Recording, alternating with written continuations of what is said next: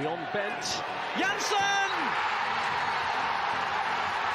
And Blackburn Rovers are 18 minutes away from a Premiership return. As far as Stewart, just outside the penalty area, clips it central for David Dunn. David Dunn equalises. It just had to be. Dax corner and it goes. Glance towards goal, and Rovers have taken the lead. And Charlie Mulgrew has scored his 14th of the season.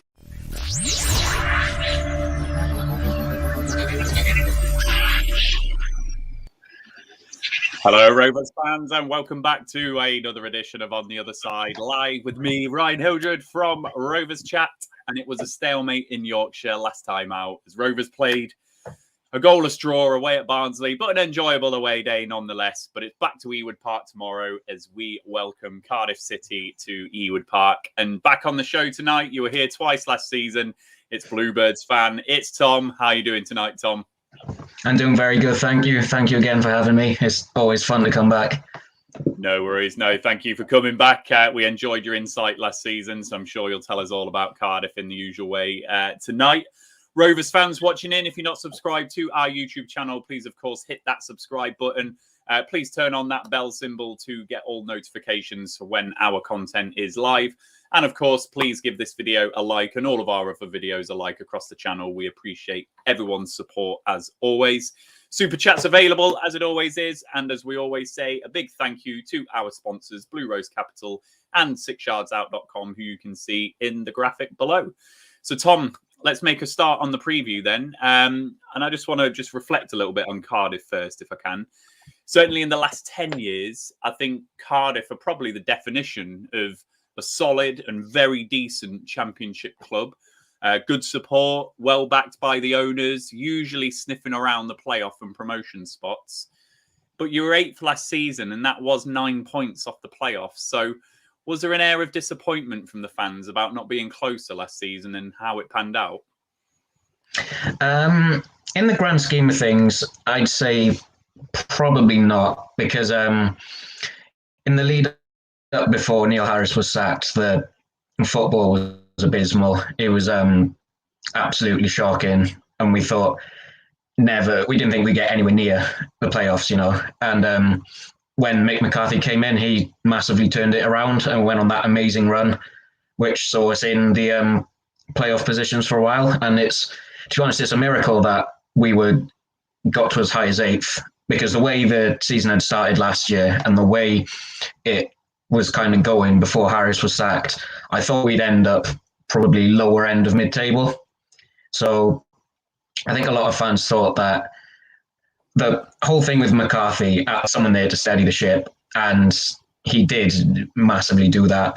And I think 8th in the end, even though we were quite far off the playoffs, in the end it wasn't too bad of a finish, considering how much worse it really could have been, and how it went up until January, February time probably should have been as well.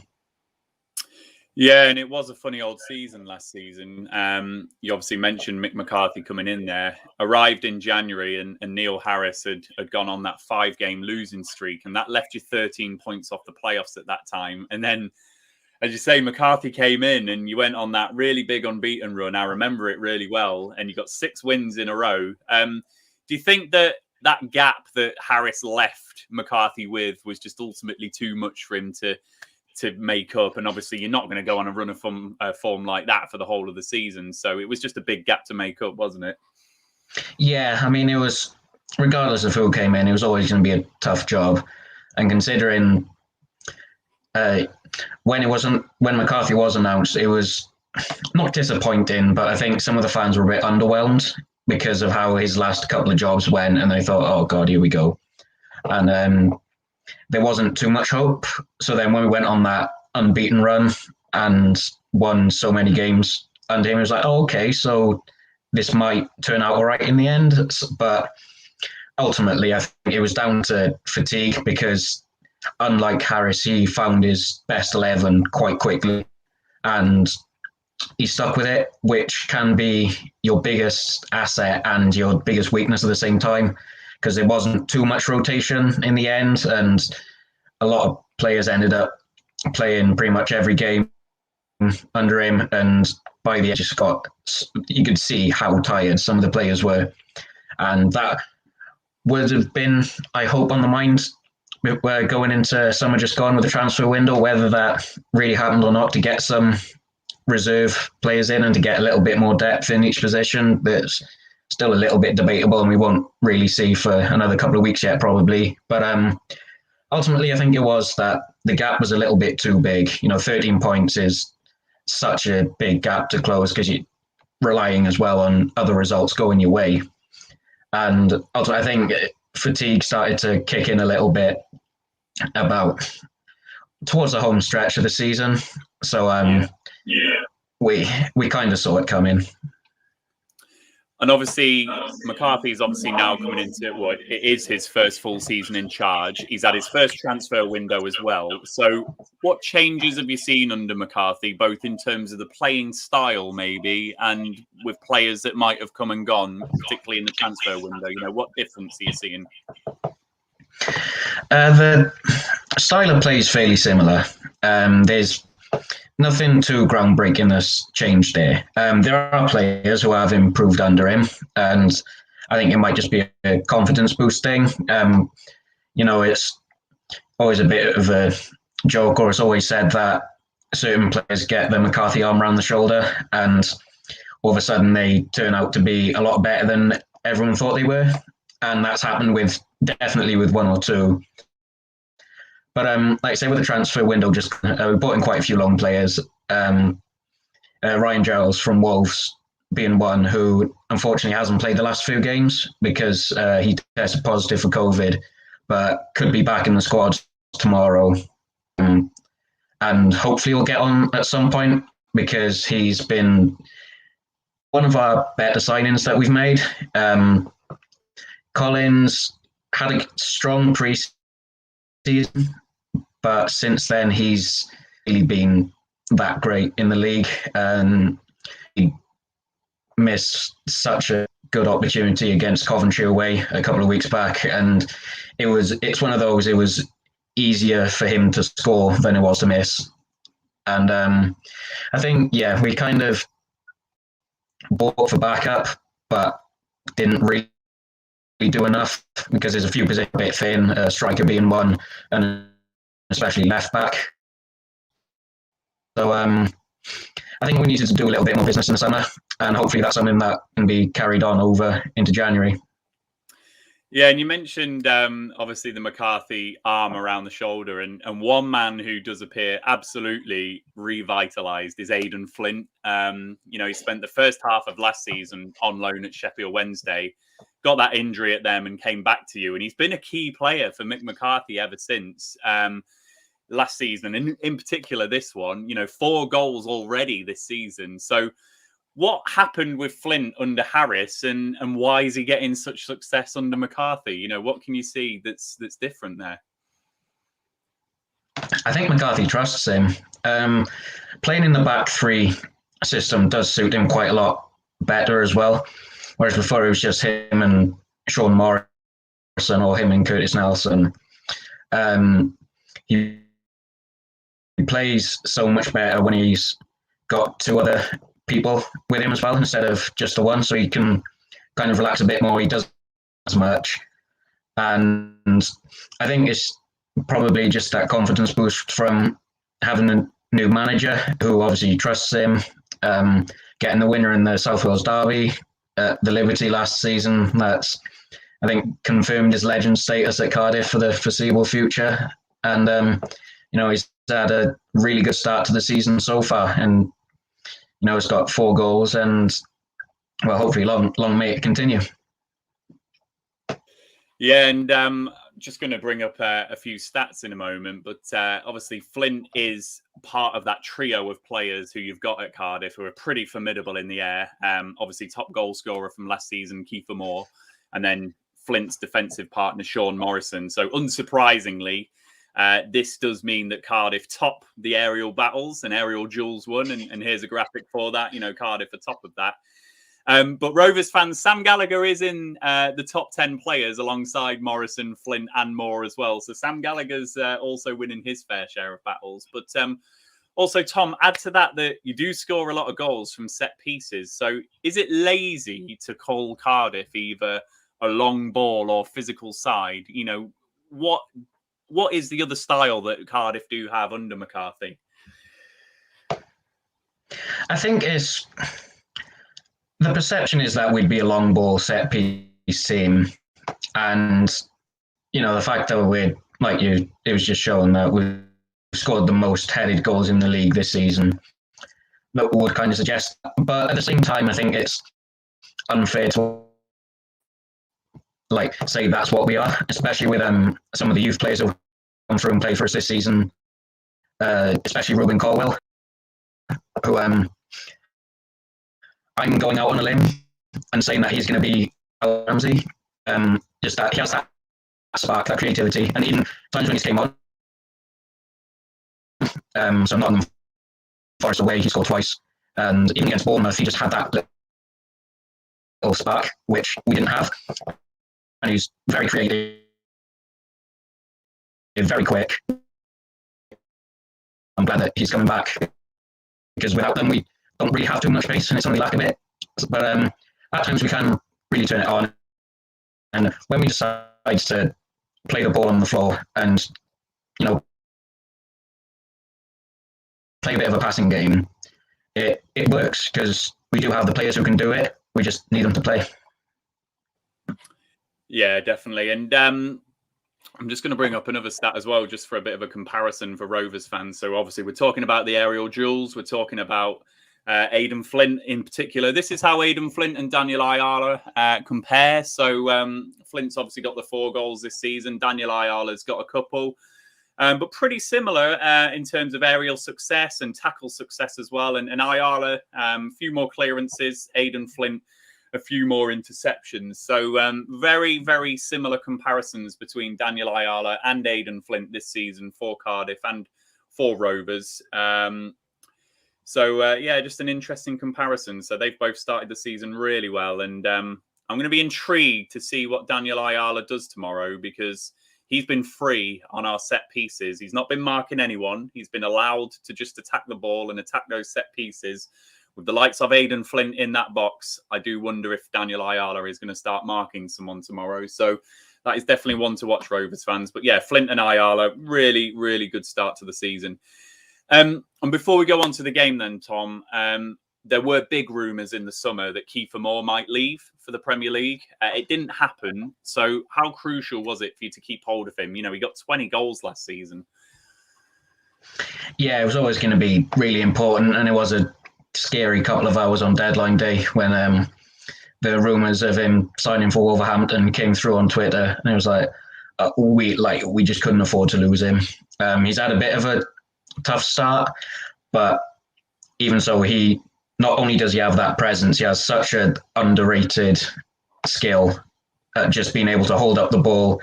He can pass it really well, and it's sort of that kind of thing which you don't associate with big players like Kiefer Moore, and especially big strikers.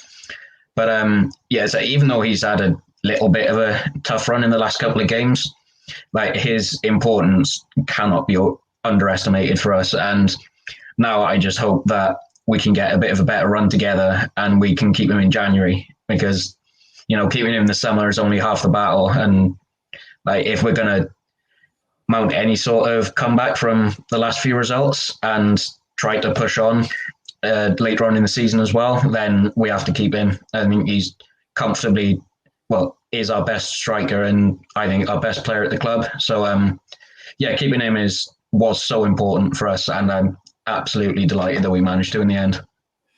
No, definitely. Just a couple of things really then, Tom. So what's his contractual situation like? You know, how long has he got left on his deal at Cardiff?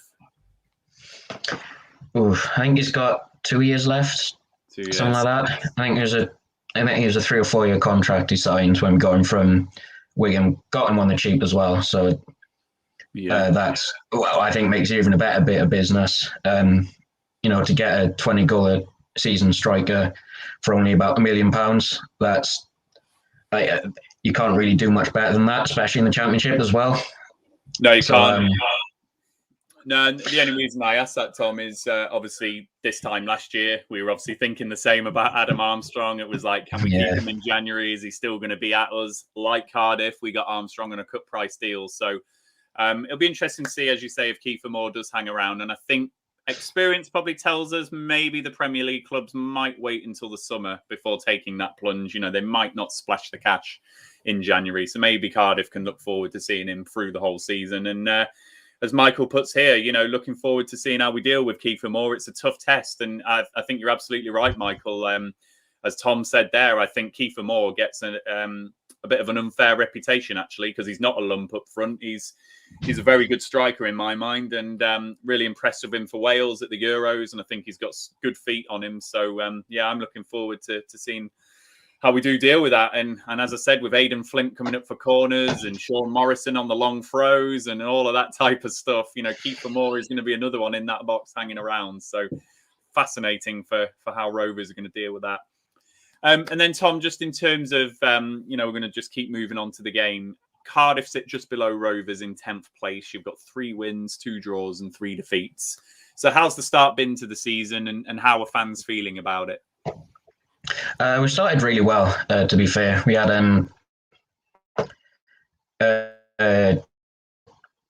okay result against Barnsley on the first day. Come back against Preston to draw 2-2 there. And pretty impressive wins, I thought, as well. Against Forest and Blackpool. But then, when you look at the other side, we've lost 3 out of the last 4 games. One of the 2 home games, and it's starting to turn a little bit. I think we're starting to be found out of our style of play, but kind of how to beat us, if that makes sense. So it's just we're not in panic mode yet, but I think some people are starting to turn their heads a bit and start look over their shoulders, and you know, we know the route that this could go down if we don't pick up form kind of quickly, you know. And I think the Championship can be like that, can't it? That if you do get on that run of form, you can just be grabbed into that relegation battle. But maybe teams will have to worry a little bit less this season, obviously, with the points deduction for Derby County, looking like one for Reading as well. So maybe teams can just slightly relax on that front. But you're absolutely right.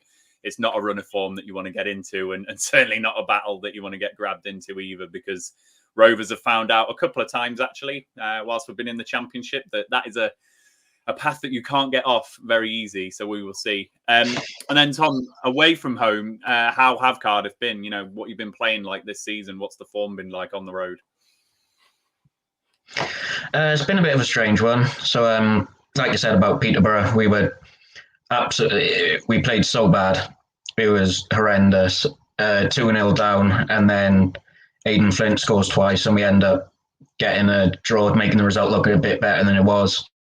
And then I thought we played well. The second half we played well against Blackpool, against Forest. The first half was pretty poor, and a decent performance against Blackpool, and then Coventry's one of the worst performances that I've had for quite some time. We lost that 1-0, and it was just shocking. Nothing was really flowing. Couldn't get any real attacks together, and like I said earlier, the chance where it would have been easier for him to score than to miss. So been a bit of a mixed bag on the road, and which I think kind of sums up our season so far. It's been quite up and down and a bit inconsistent. So yeah, kind of sort that out quickly, nipper in the bud, and not because Cardiff City Stadium is always perceived to be as a bit of a fortress. So if we can kind of move away from that reliance of having our best performances at home, and we can start picking up a lot more points on the road, then that would be ideal. Yeah, absolutely, it will. So Rovers fans, as we always do on the show, before we came live, I asked Tom for his predicted 11, and this is what Tom has gone for in the 3-5-2 or 5-3-2 formation, whatever you want to call it. So I will just remove that banner at the bottom, Tom. Talk us through this side, and in particular, who are going to hurt Rovers tomorrow. I think I know who are going to hurt Rovers, but talk us through that side. Yeah, so it's a formation we've started to see under McCarthy recently. I think the back three, I don't think that's going away anytime soon. With Morrison, Flint and Nelson, it kind of balance a little bit. I really hope Perry NG starts at wing back. I thought he was our best player against Coventry. So then, for some reason, he naturally gets dropped for Bournemouth at home. So I would really like to see him back in the team. I hope Ruben Colwill starts, because I thought when he came on against Bournemouth, he performed really well. And he's a bit of a star boy for us so far this season. And I think if he does play, he can be a little bit of a nightmare. And then obviously you've got Kiefer Moore up top. And I think Mark Harris deserves credit as well, because he had 2 very good games for Wales, actually, in the international break just gone. And I think he could have a pretty strong season as well, and along with Kiefer Moore. So I think definitely the big players, like we mentioned, like your Morrisons, your Flint, your Kiefer Moores, your Will Vokes has one hell of a good long throw on him. So I'd expect to see a few of those, especially those 3 in the box as well. And hopefully if he plays some nice creativity and forward attacking play from Ruben Colwill.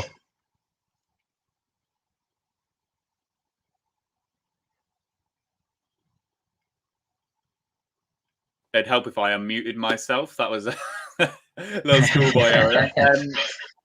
I'm just going to bring this side back up. Sorry, Tom. One player who I've been really impressed with this season when I've seen you is Marlon Pack. At Bristol City, I don't think he really set any hairs running there. But whenever I've seen Pack play for Cardiff, he's looked really composed on the ball. Looks like he can spray a pass about. He's another that's got a long throw as well, isn't he? So, how has he become one of those unsung heroes for Cardiff? Because obviously we see all these players like Aidan Flint, like Will Vokes with the long throw, like Kiefer Moore. Does Marlon Pack deserve a bit more credit for this season? Absolutely, I think so. He's like we said about Aidan Flint being a player who's kind of benefited under McCarthy, and Marlon Pack's exactly the same. I think he's been one of our best midfielders this season, which probably sounds odd. And he's one of those players where it looks like he doesn't really do much, but he's really quite composed on the ball. He can pick out passes quite well, and I think he does deserve a little bit more credit. But it sounds strange. It's when, like you say, Marlon Pack, one of our best players in midfield, it just sounds a bit odd, because it's that sort of reputation he had, and it's he was okay but nothing too special, but he's actually been really decent for us so far this season, and hopefully he can, there's room for improvement, there always is, but hopefully he can improve and have some a good performance tomorrow would be nice for us, and get better as the season goes on. Definitely. Well, I think all teams need a player like that in midfield. From a Rovers perspective, we've got someone like Lewis Travis, who's putting all the tackles in. We've got someone like Joe Rothwell, who's the explosive one making dribbles. Our Marlon Pack is John Buckley for me. John Buckley is just a technically gifted player, and just everything he does is really neat, really tidy, got a great engine on him. And I think midfields do need it. You look at Liverpool over the years, they've had Jordan Henderson, who's just been an absolute rock for them in midfield to allow those other players to go and do what they do. So, yeah, I think Marlon Pack and John Buckley, both started the season really well in positions that might not light it up a little bit. And if we are going to hurt you tomorrow, I'll bring your side back up then, Tom. Where can we hurt you? You look like a big side, but, is it just as simple as getting pace in behind you, getting tricky players on the ball? How do we get goals past Cardiff? How do we get our foothold on this game? We have really struggled with fast teams this season, and when teams get a bit more creative and play it along the floor, and it's almost like we start to panic a little bit as we don't really know what to do. But especially if Ruben Colwill doesn't play and we lose that bit of pace in midfield, then it showed against Coventry and especially against Bournemouth and Bristol City. that we really, really struggle, especially in midfield when there's quick midfield players and strikers. So I think it's been a problem of ours all season, and I think the way to beat Cardiff at the minute is if you're a quick team and like have that bit of creativity and can string a few good passes together and play well on the floor, then we panic a little bit and struggle and can't really keep up. I think that's been our biggest Achilles heel so far this season. Well, there we go. So I'm just looking in the comments. There's a little bit of debate about who Rovers should play tomorrow. So Steve's come in and said Galley has to start this game, and I'd like to see Khadra and Butterworth introduced at some point. So Sam Gallagher, obviously, for the height, Khadra and Butterworth for what you just said there, Tom, about the pacing behind. And I think, no, there were no other comments on that. So we'll move to the part of the show then, Tom. As Rovers fans know, on this show, we're going to put you on the spot, and myself as well, and I'm going to ask you for a score prediction. So how do you think the game will go? And then, what's your score prediction? So what type of game are you expecting, and what do you think the score will be? I think it's going to be very close. I think it's going to be tough, especially for us. But I think, like you've said before, Rovers struggling a little bit with big physical players. I think that could play into us our hands slightly. So I think it's going to be. I think we're set up quite well for our both sides to counter our biggest weaknesses. But I hope this can be I think a win, especially away, would be great for confidence. For us to go to Ewood Park and beat a team like Rovers would be great for squad morale and hopefully get us on that little bit of a run. So I'm going to go with a very close 2-1 Cardiff win. And Rovers fans, get your predictions in the comments before we end the show. So Tom has gone 2-1 Cardiff. For me, this is actually one of our toughest games of the season. So we've only lost once this season. But the West Brom game at home, I sit right behind the goal in the Blackburn end, and the corners that West Brom were taking, the pressure that they were putting us under, we looked quite small in comparison to West Brom that day. Kyle Bartley in particular just looked an absolute giant. And I am a bit anxious about the long throw from Will Volks, the three big lads coming up. Are we going to be able to match up in the way that we need to? Daniel Ayala, for me, he's going to have to mark someone. And does that take something away from our set pieces? So it's going to be an absolute grind for Rovers tomorrow. We've spoken about the tough underbelly. We've spoken about the digging in. Boy, Rovers are going to need some of this tomorrow, because at every opportunity, if I'm Mick McCarthy, just watch that West Brom game for Rovers, and you can see where we look a bit vulnerable. So Will Volks is going to be throwing that ball in at every opportunity, a bit like what Darnell Furlong was doing. I do think Mowbray is going to match up to Mick McCarthy. I can see wing backs tomorrow so that he gets Hayden Carter in at centre back. I can see Ayala, Lenihan and Carter as centre backs. Sam Gallagher will come back in. So hopefully those four in particular can do us proud in the air, and obviously match up with those Cardiff players who are a threat in the air as well. I think this is going to be a 1-1 draw for me tomorrow. I think I'm just a bit anxious about the long throws. I'm a bit anxious about the set pieces, and I do worry about our ability to deal with them across the whole game. And it's just that Daniel Ayala element for me, that he's been brilliant in that free set piece role, and I just can't see him doing it tomorrow. He's going to have to mark someone, and I just think that might just lose us a little bit in the set pieces. But we'll see. 1-1 from me. I can see a few predictions in the comments from Rovers fans, so you've got probably about 30 seconds to get them in. I will just run through them now.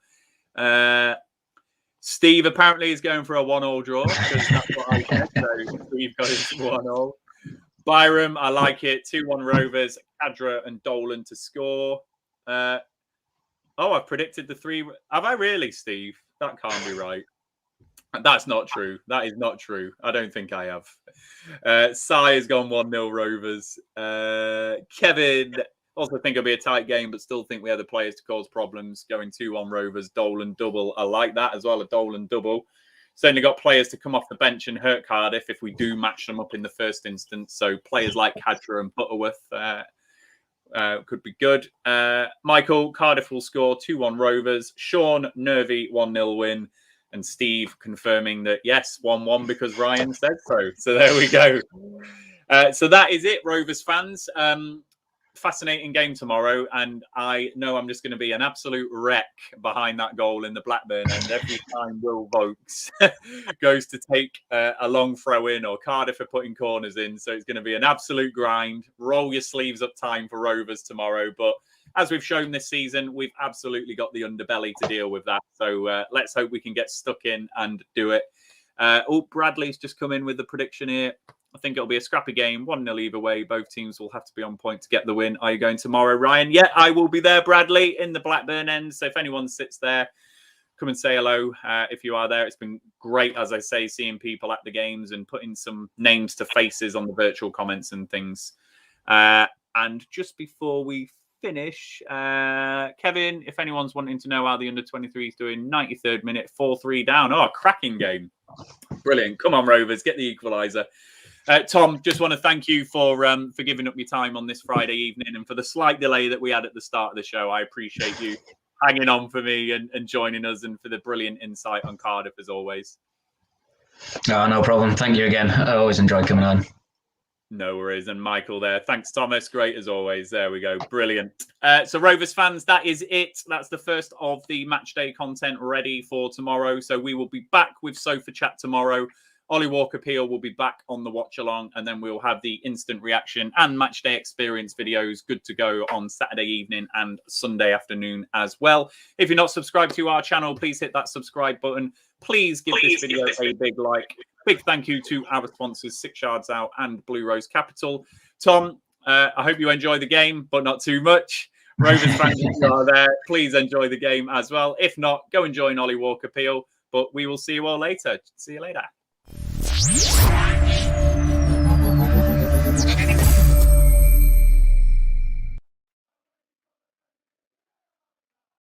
The Rovers Chat YouTube channel is proudly sponsored by 6yardsout.com. They've got retro football from every era with mugs, phone cases and much more. They also have plenty of Rovers goods, including apparel with the famous 94-95 season and this season's kit. Check them out using the link in the description below.